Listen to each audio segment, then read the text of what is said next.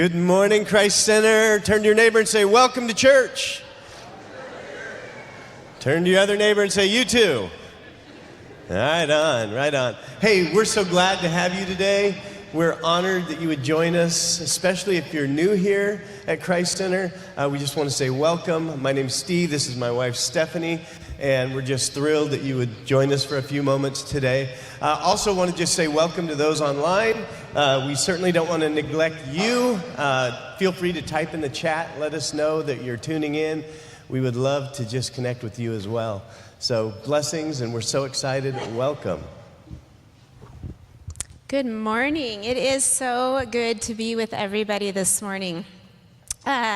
If you do not know, we are in a series right now called Lean In. And we are really talking about leaning in to the life of Jesus. We are a community. We're a faith community here at Christ Center. And with any community, you kind of need to know, what are we? Who are we? What's our mission? What are our values? And so in this series, we are looking at what is it at Christ Center we value. And so week one, Steve talked about the value of following Jesus and how from following Jesus, we get our other four values that we have really specified here at Christ Center. And so last week, we talked about our value of serving, and so many of you rolled up your sleeves, set aside your Sunday afternoon, and went out and did Shine projects. So thank you so much to all of you. I think if you went out and served in some way, you got a blessing, right? I know for me, it was an absolute blessing to be out with people in community. So good. So this week, what we're going to do is we're going to look at Jesus as he is setting up his community of followers. What does that look like when Jesus is actually in there doing the thing, when he is setting up community? So we're going to be looking at Matthew chapter 9, specifically verses 9 through 12. And verse 9 says this: As Jesus passed on from there, he saw a man called Matthew sitting at the tax booth. And Jesus said to Matthew, "Follow me." And Matthew rose and immediately followed him. Sounds simple. Except for that, if you don't already know this, Matthew was hated. He was not a guy that people liked. Matthew was a tax collector, which meant he worked for the Roman oppression. He worked for the government of Rome and basically would take the taxes for Rome from the Jewish people, and oftentimes the tax collectors would take a little extra. And so tax collectors were known as traitors that worked for the enemy. They were a people that were shunned within the Jewish community. And so Jesus calls Matthew, and the other disciples that Jesus has already called are like looking at Jesus like, no, Jesus, no, not that one, right? We don't want someone who's hated by our community in our group. That's not going to look good for us, right? So the fishermen are like, what is Jesus doing? So they're kind of, and Matthew is immediately like, yep, I'll follow. Gets out of the tax booth, leaves everything behind, and begins to follow Jesus. And not only does he follow Jesus, but he invites Jesus over that night, and the guys, he invites them over for dinner. And as we read on, as Jesus is reclined at the table in the house of Matthew, behold, many tax collectors, not just one, now we got many tax collectors and sinners came and were reclining with Jesus and his disciples. And when the Pharisees saw this, they said to his disciples, "Why does your teacher eat with tax collectors and sinners?" And when Jesus heard them, he said, "Those who are well have no need of a physician, but those who are sick." So here we see Jesus now placing himself right smack dab in the middle of the Pharisees, who are the religious elite, right? They're the ones that seemingly have their act all together. You have the disciples who are like, yeah, I said yes to following Jesus. Maybe he's the Son of God. I'm not really sure, but trying to figure this thing out. And for now, I'm there, I'm in. But they have more questions than answers. And then you have the sinners who are the people that have just given up. They're like, I'll never fit into that. Like, I just can't even begin to try to be religious. So you have them, and then you have the tax collectors who are hated. So just imagine that you're sitting at that table with all these different groups of people. And that's where we find Jesus as he's beginning to build his community. And the question that they ask is actually a great question. And I think it's worth pondering that question. Why does your teacher eat with tax collectors and sinners? It's a great question to reflect on this morning. Why did Jesus eat with tax collectors and sinners? Here's the reason. Jesus was modeling what true community looks like. A group of imperfect people coming together. That's community. Have you ever been a part of a community that was all perfect people coming together? Family, sports team, church? No, it's imperfect people coming together. And two things happen when people begin to do life together, when they do community together. The first is exposure. Exposure, where the damaged version of yourself begins to be drawn out so that the great physician can heal you. That's exposure. Author Pete Scazzaro says this. He says that being in community exposes our shadow side. Probably not the best way to sell being in community this morning, but we're going to get real. We're going to be true, right? And it's not long once we're in community with each other that we start to, our shadow side starts to come out. And Pete's definition of shadow side is this: the accumulation of thoughts and emotions that are mostly unconscious. So if you've ever had someone just kind of like poking at you for a while, you know, maybe they make an offhanded comment from time to time, or they just kind of do something and it kind of bothers you, but you ignore it and you just kind of move on and move on and move on, right? That accumulation of, it can happen with your spouse, right? No, never. We might have a few of those things, right? Where you're just kind of ignoring it, you're stuffing it a little bit, and you're mostly not conscious about it. But then all of a sudden, it has a strong influence on your behavior, and you just kind of blow, right? You're just like, why do you do that? Or why'd you say that? And that's a really strong reaction, but then you realize because it's been building. So that shadow side, again, the definition, it's really important to hear this. The accumulation of thoughts and emotions that are mostly unconscious, but have a strong influence on our behaviors. It is the damaged but hidden version of who we are, and that begins to come out. And in a Jesus community, that exposure is met with something. Now, in maybe just a general community, maybe it's not, but in a Jesus community, it's supposed to be met with something, and it's supposed to be met with encouragement.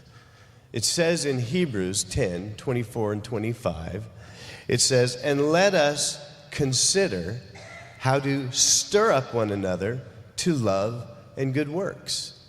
We need to be thinking about how we can spur each other on to love and good works, not neglecting to meet together. So Christianity is not an individual sport. It is community. Do not neglect meeting together. Yes, shadow side will be exposed, but you're to spur each other on to love and good works. And then it goes on to say, as is the habit of some.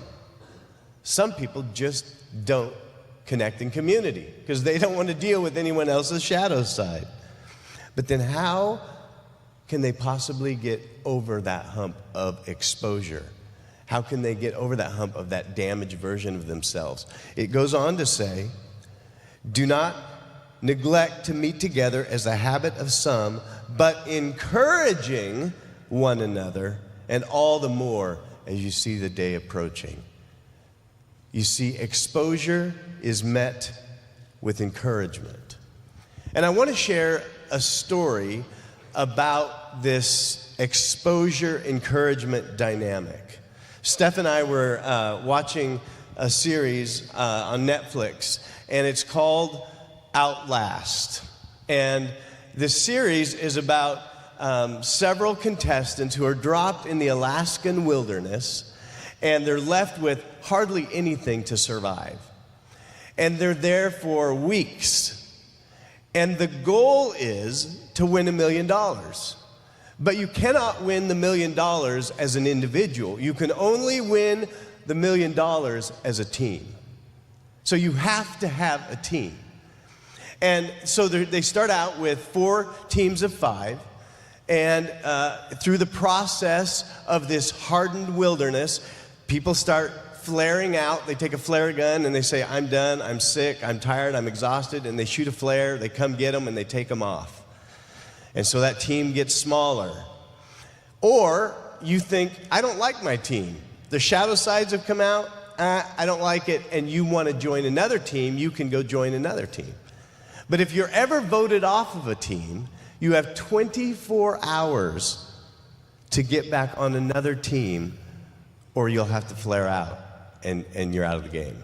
So we're watching the finale, and the finale, there's 2 teams left. There's Delta team and there's Bravo team.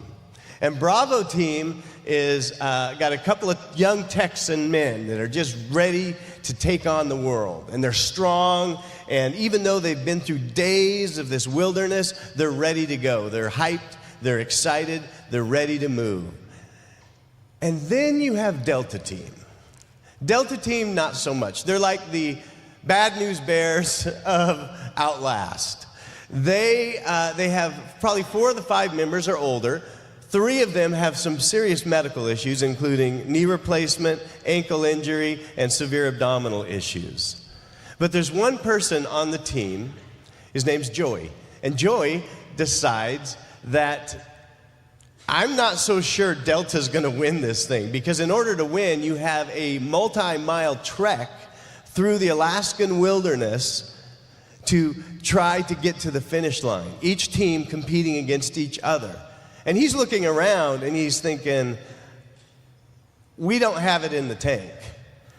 And so in the middle of the night, Joey decides, I'm gonna go to Bravo and I'm gonna pitch my tent over there with them, because they're gonna win this thing.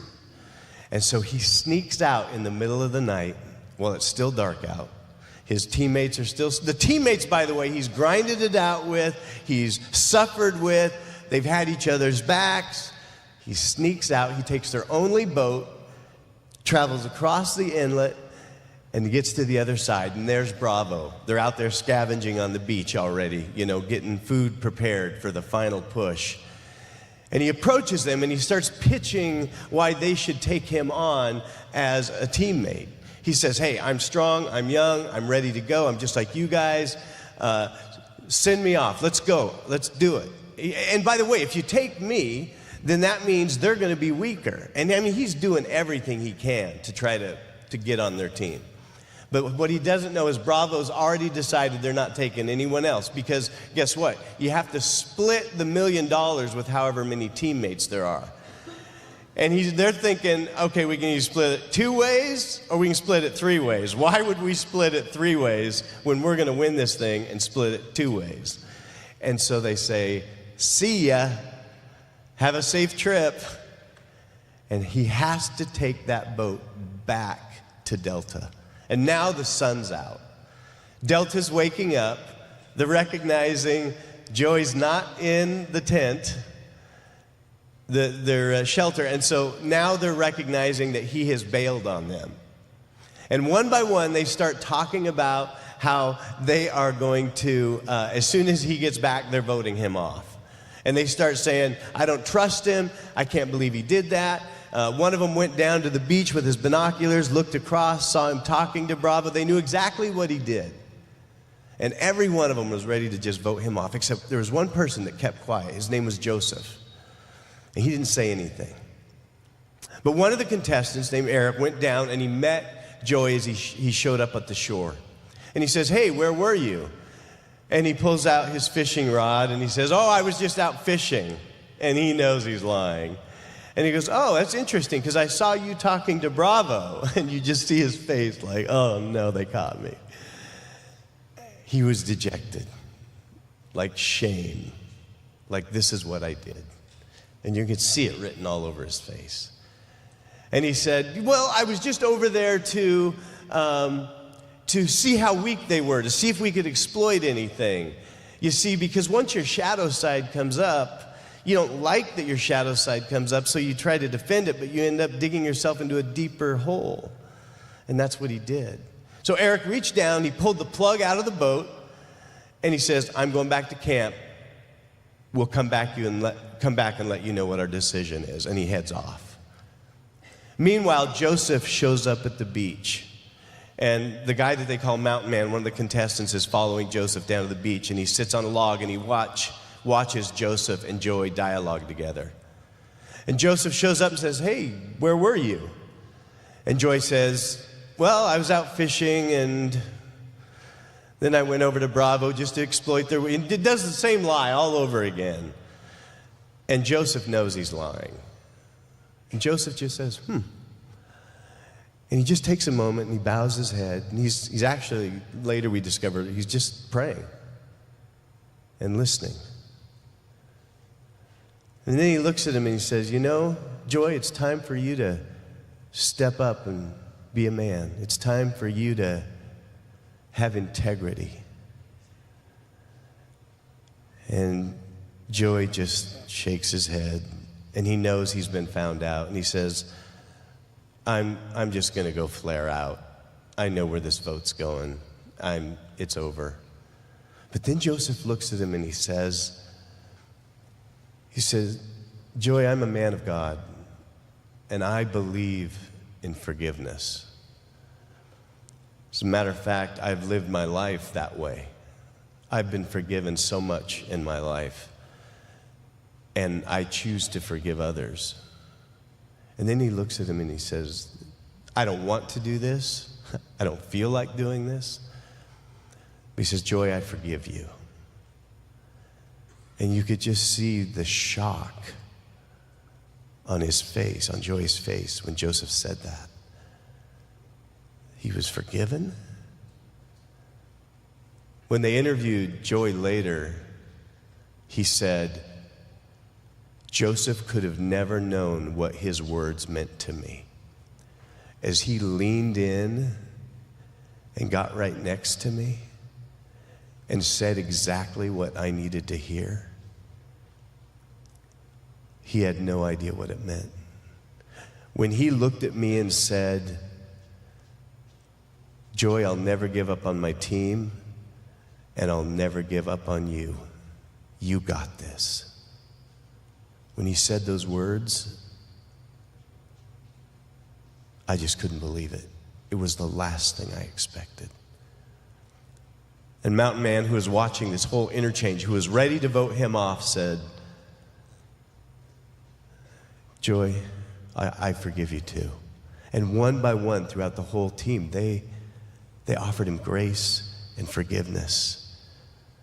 And what once was going to be him quitting and the morale dropping, and they were strong. They finished well. And guess what? It wasn't just Joy who was a better person because of that grace and that forgiveness, because of that encouragement, but it was the whole team that was better off because of that. Yeah, when we watched this, I was sitting in bed just weeping, because I can't tell you, to see it actually play out, the power of forgiveness, the power of saying, "This isn't what I want to do, but I'm going to do it," and then seeing how that choice that he made spread to even the guy Eric. So the guy Eric was like the rough, tough, they don't deserve it. We're kicking him off. What kind of guy does he think he is? And by the end, Eric was like, oh yeah, they gave me grace at the beginning too. Oh yeah. So just this incredible, incredible power as that shadow side comes out within community. And like Jesus, the great physician, we too heal each other's wounds through love, through grace, through forgiveness, and through speaking life back into people when they don't deserve it, because neither do we. So today is all about community. It's about how Jesus set up a community of followers to which many of us in this room today have committed to being followers of Jesus. And so we want to give opportunity at Christ Center outside of Sunday morning to be involved in community, to be a part of a group where you do life together and you learn and grow from each other and help each other out. And so we've asked 4 of our group leaders for fall groups to come, and we just wanted to ask them a few questions about being in a group and leading a group so that you guys can get some real insight and meet some of them. So we're going to have them introduce themselves and tell us what group they are leading. Go ahead. My name is Where am I supposed to be? We're leading the liturgy for the soul group, meeting on Oh.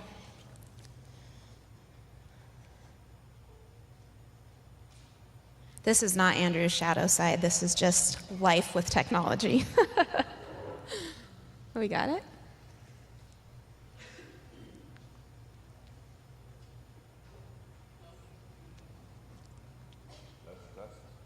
Here, let's do this. Take mine. Sure. There we go. My name is Andrew Ray, and I'm leading the liturgy for the soul group. We'll meet on Thursdays from 6:30 to 7:45. I'm Julie Ray, and I'll be doing the group with Andrew. I'm Lori Charette, and I'm going to be leading a Tuesday women's group, Lectio Divina.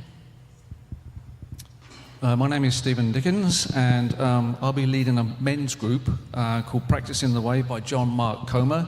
We will be meeting on Tuesday night at 7 o'clock, somewhere in this building. I'm not sure which room. Okay. Oh, still don't have it. It's okay. So I'm going to do this. You guys can all hear me? Okay, we're going to do this. All right, here we go. Okay, so the first question I have for you guys is, have you ever been in a group where you remember experiencing either coming into an awareness of your own shadow side or wanting to run as you realized the shadow side of those in your group? Yeah, I can share a story. My parents started a group when I was in high school, and they have Christians over, and they were worshiping together and reading a psalm and just spending time together. And I was, at the time, fighting with my dad and just had some conflict with him, and we were just not getting along at all. So I was kind of mad with him and was upstairs in my room and mad that they were leading a Christian group. Slowly I came down and I was in the kitchen listening, eating their snacks, and then later, eventually kind of joined the group. And it was, I think that shadow side of me came out in terms of seeing my anger and being able to express it to my dad, and him being able to see me and know me in that setting as a Christian, as his brother. And we talk about it later, but just it became really healing, I think, for both of us to kind of share and see each other.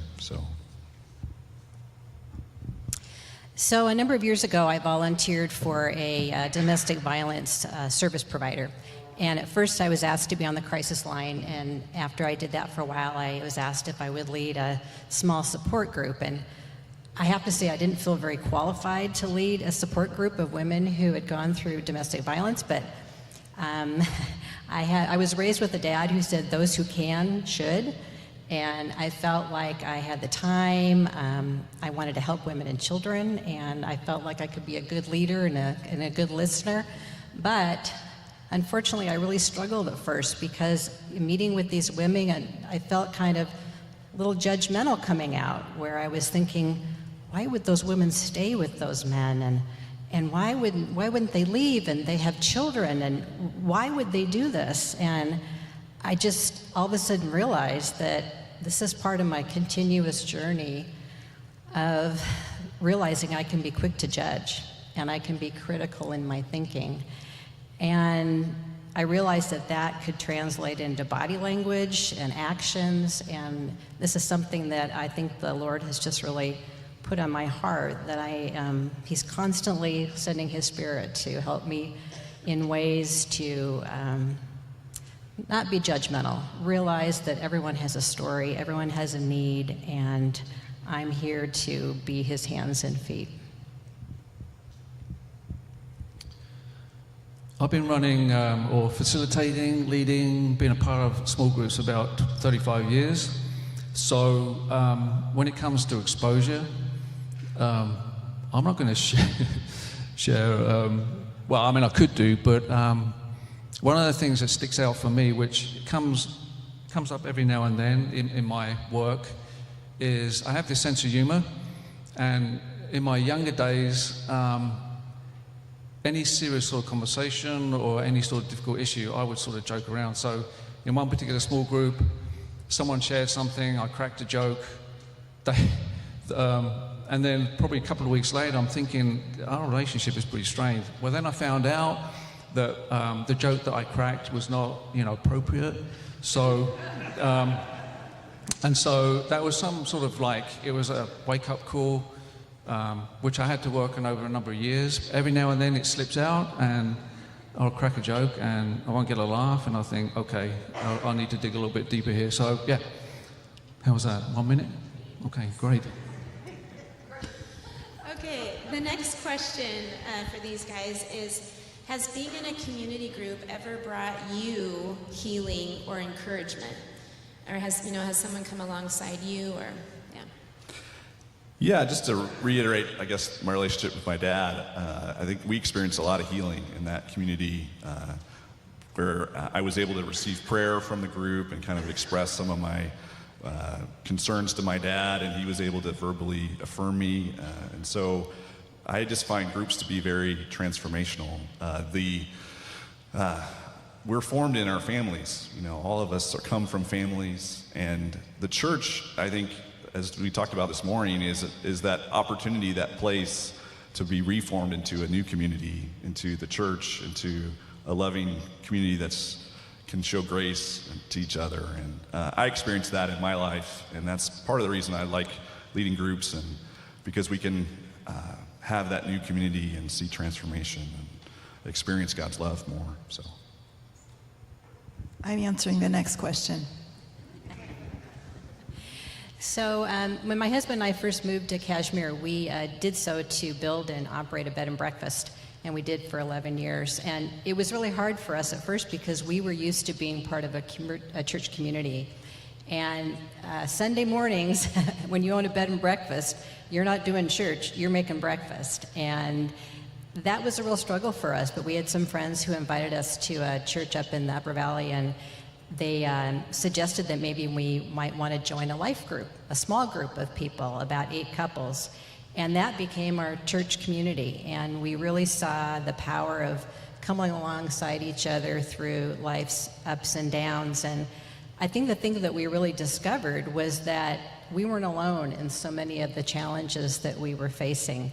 And it really brought us, the support, the empathy, and the encouragement that we really needed, not being part of an overall church family. And it was not just the support and encouragement, but it was also, just the joy and celebration that we could share with each other for not just big things, but a lot of, small baby steps as well. So we really saw the power of that small group and church family. It doesn't have to be a big sanctuary full of all of you wonderful people. Sometimes, a group of 8 couples who just come alongside each other can make a huge difference in so many people's lives. I had, in my early Christian life, a lot of fear of failure, fear of rejection. I mean, I can look back now and analyze all this stuff, but they were 2 areas that really affected me over the years, and small groups actually, in its different forms, really helped me. God really moved through people to bring healing. So I'm really at a place now where I'm not afraid to try anything once, even iced tea. As an Englishman, drinking iced tea is, anyway. what was that? Fear of failure, fear of rejection, and now I'm not so. I mean, we're all concerned about what other people think about us, but it doesn't dictate my life anymore. So, you know, you can like me or dislike me. I'll always try to like you. But you have to love him. Yeah, but Jesus so there's says been so. a lot of healing, and then in terms of encouragement, one thing sticks out when my wife and I were planning to move to America from England. There was quite a delay and there was a lot of obstacles, but our small group prayed, supported us. There were times when we wanted to throw in the towel. We didn't want to, you know, continue on, but they kept getting behind us and encouraging us. So that small group really helped us to get here to the States. Was that 1 minute?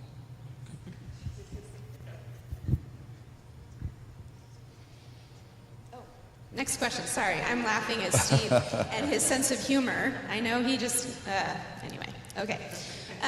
Okay, next question is, what compelled you to lead a group? Yeah, I really feel like spiritual growth, at least in my life and experience, has been happening in small groups. So there's a chance to grow closer to people and relationships. I think if you meet weekly with someone, there's a deep fellowship, friendship that can occur, connection to people, which is important. And I also think, God calls us. I'm just going to read this from Acts. This is after Peter preached to the thousands in Jerusalem. And so those who welcomed his message were baptized, and that day 3,000 were added. And they devoted themselves to the apostles' teaching, to fellowship, to the breaking of bread and the prayers. And I feel like that's a good definition of our group, is just to try to mimic what the church is called to do and be there for each other and to focus on Christ and to pray. Here's my question. As Andrew was saying, we're encouraged. God's word tells us to gather together. And I was also looking forward to, Andrew and I really enjoy getting to know the people that we worship with in more intimate settings. So I was excited about that. And another thing, as a licensed marriage and family therapist, I'm seeing people like you and like me who are just facing challenges in life. And when I meet with people, I believe that the hope is their burdens and their struggles would be a lot lighter, and they'd have a hope and a sense of health and purpose if they were in small groups and had communities surrounding them. So that's a big reason for me. So during an earlier church service this year, Steve talked about groups and needing group leaders. And I don't remember exactly what Steve said, but I went home and God was whispering in my ear. He said, "You have the time. You have a home where you can welcome people. I've given you the gifts of leadership and hospitality. You've used these gifts before. You can do this." And I said, "But I don't know what kind of group to lead." So I contacted staff and I said, "I'm feeling kind of called to lead a group, but I have no idea what kind of group that might be. But I'd like to get to know my fellow church members a little bit more, and I'm willing." And she knew that I had attended a previous Lectio Divina group the previous year, and she wondered if I might be willing, with her help, to lead as her co-leader. So that, Steve, you prompted me. What was the question again? What compelled you to lead a group? What compelled you to lead a stupidity? No, actually, I really enjoy small groups. It's an integral part of my life. It's a non-negotiable in my life. Me and my wife have led small groups for a number of years, or been involved in small groups, facilitating. I've got my little notes here just so I don't talk too much.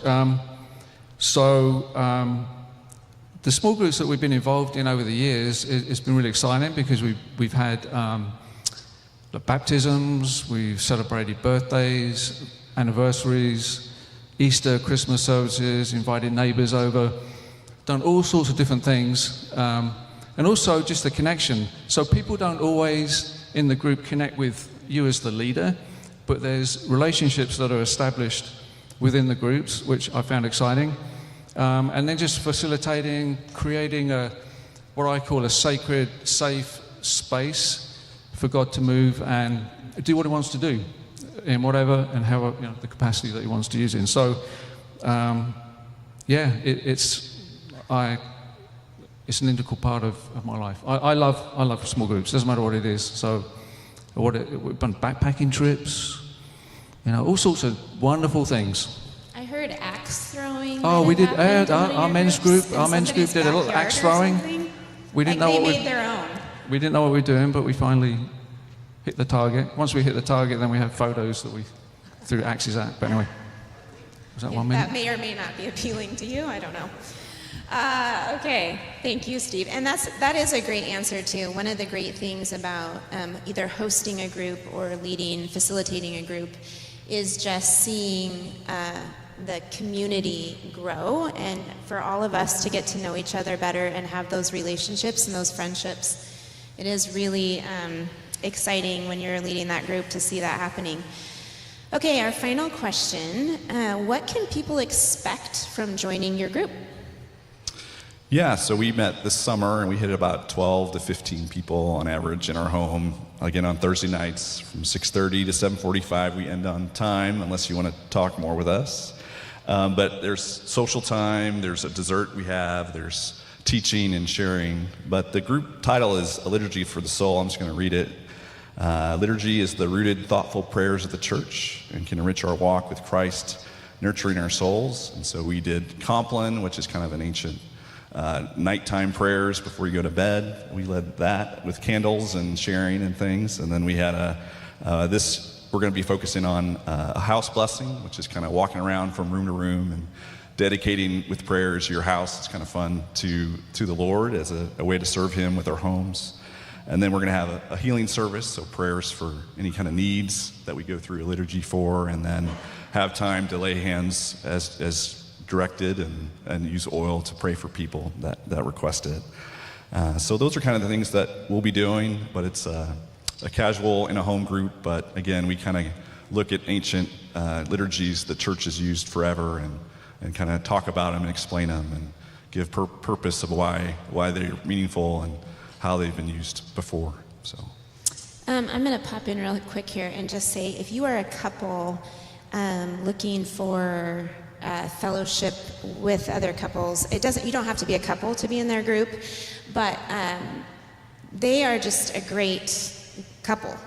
And so if you are looking for friendship and just love and goodness, like really, we led a group with them and we just love them. So you won't go wrong if you join their group. Okay, Lori. So the Lectio Divina group is going to be meeting at my house for 4 weeks. We're not going to do the full 8. So it'll be Tuesdays from 6:30 to 7:30, and it will start on October 29th and go through November 19th. So Lectio Divina isn't a Bible study. It's not a time to interpret God's word. It's really, in Latin, it means divine reading. And it's really more of a prayer practice of listening to what God is saying to you, not to others, not to the group leader, but to you personally through Bible passages. And so we focus on a different passage each week, and it's a time to just kind of sit quietly after reading scripture and listen to what God is saying to you. And it really incorporates, your thoughts, your maybe images come in, memories, desires, things like that. And Lectio Divina can be practiced in a group. It can be practiced individually. It really is just a different way of praying. And then as group members feel led during the session, then they can share with the rest of the group, what God wants to show them. And sometimes he shows them an action, or it could be an idea. What we found when we did it this summer at my house, I think a few of us left in tears. It was kind of one of these emotional times where we realized that, God was speaking to many of us in very similar ways. And in fact, each week I would, prepare the Bible verse. And one meeting night, I thought, this isn't sitting right with me. And at the last minute, I just opened my Bible, and a different verse just came to mind. And it turned out it was the exact verse that I think every member needed that particular evening. It was really powerful. And actually, I got to speak on that one too. Lori was co-leading with me, which is just a joke. She led the whole thing, and I got to go and be ministered to. And I would describe it, if your soul is thirsty, her group is a great group to join. All right, Steve? I'm going to have a hard time talking about your group because I'm not a man, but go ahead. I'm not saying anything about my group. The guys just need to turn up, and that's the adventure. You don't know what you're going to get. Actually, I wasn't prepared for that. Generally, with the small groups, it's, there's a scripture that comes to mind for me when I think about small groups is, I think it's in Corinthians, where it says, where knowledge puffs up and love builds up. So my goal always in the small groups is to come away loving God more. It sounds really spiritual. Loving God more, loving Jesus more, and then embracing more of the life that God has for us. So each of those is a challenge in itself. And I think Stephanie alluded, and Steve, to the sort of relating to others and the challenge that it has. And the whole thing with the shadow, it's freaky. When you talk about that, because if anything, when you talk about shadows, it can be really off-putting for people to want to go to a group because, being exposed. But honestly, I would. I'm just thinking about Jim when he's jumping off a cliff when he's paragliding. I think of that is risky, but then exposing yourself to someone else is just as risky, and it takes courage. And so that's why I think in small groups, encouraging that space, that safety, to allow people to share, let the Holy Spirit do its thing is key for me. Awesome, thank you. All right, thanks you guys. Yeah, let's give them a big round of applause.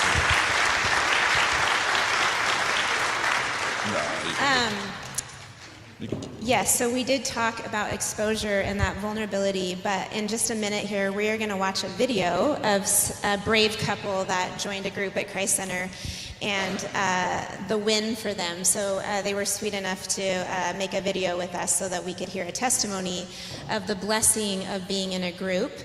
I want to give one more plug, though, before we're done, and that is just that tomorrow night and every Monday night for however long, the Haney House is going to be open from 6 to 7:30 for people 18 to 30 to come over and have dinner. 18 to 30, that community has not been developed here at Christ Center, and we want to make space for that. There's no agenda. Just come, make some pizza, hang out with us, and we're going to get to know each other better. So with that, we're going to watch the video.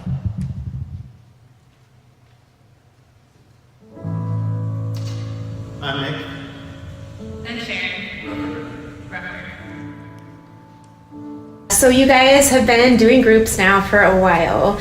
Can you call out any specific groups that have been really helpful to you as you are growing in your faith and in your journey with Jesus, things that have been empowering and helpful within different groups?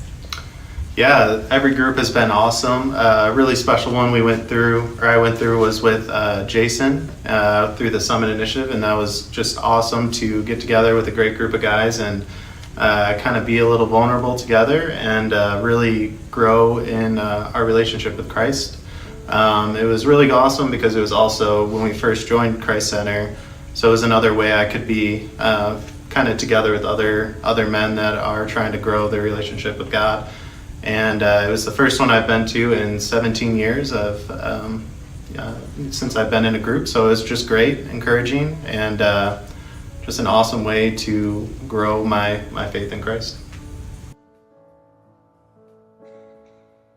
Absolutely. Yeah, I mean, I think as we get older, it's harder to be connected with people that are like-minded, that share the same values. So I think it was awesome to come here where we felt like family, as soon as we walked in the door.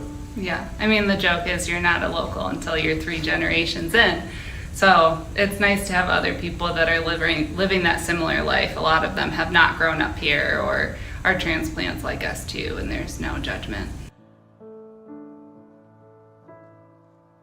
Absolutely. The groups have been great in that way. They're encouraging and really an awesome thing to see people wanting to follow Jesus and raise their families in Christ and at this church. And it's been nothing but encouraging for my walk in my faith and for Sharon's and our family.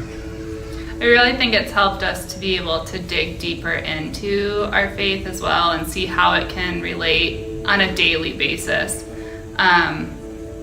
In some of the groups that I joined, it was just such an eye-opening of like, oh my goodness, that's today, just over and over again. And it was something I've never experienced before. So when you say that's today, you mean relevant to what you're going through in the moment? I went to the group that night, and I would hear something in the video or something we talked about, and I'm like, thank you, God. You opened my eyes again today.